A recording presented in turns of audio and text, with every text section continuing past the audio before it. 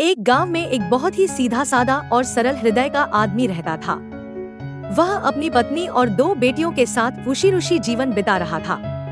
वह पेशे से एक अच्छा कारपेंटर था और शहर में उसके बहुत ही नेक और भरोसेमंद ग्राहक थे, जिसकी वजह से उसका काम यूं चलता था और उसकी आर्थिक स्थिति अच्छी थी।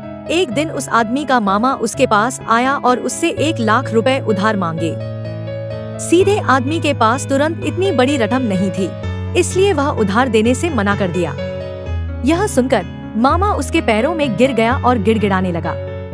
मामा की यह हालत देखकर उसने फैसला किया कि वह मामा की मदद करेगा।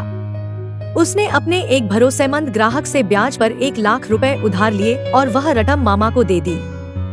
मामा ने पक्का वादा किया कि वह समय पर यह उधार लौटा देगा। कुछ दिनों बाद जब उस आदमी ने मामा से अपना पैसा वापस मांगा तो मामा साफ मुकर गया।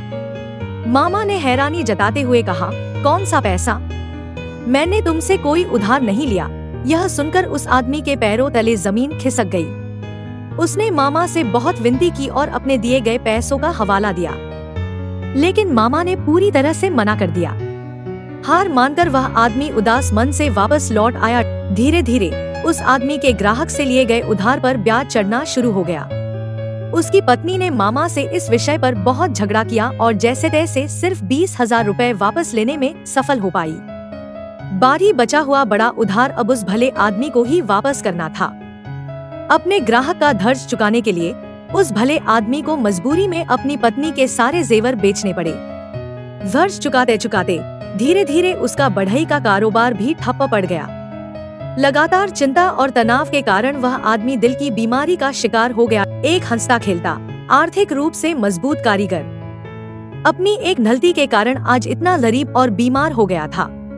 वह आदमी अपनी इस भावनात्मक भूल पर बहुत पछताया। नैतिक शिक्षा: अगर आपको किसी की आर्थिक मदद करनी है और वह आपसे बड़ा उधार मांग रहा है तो उसे बैंक या किसी कानूनी संस्था के पास भेजें, क्योंकि अगर उधार नहीं चुकाया गया तो बैंक कानूनी कार्यवाही करेगा। लेकिन आप क्या कार्यवाही करेंगे?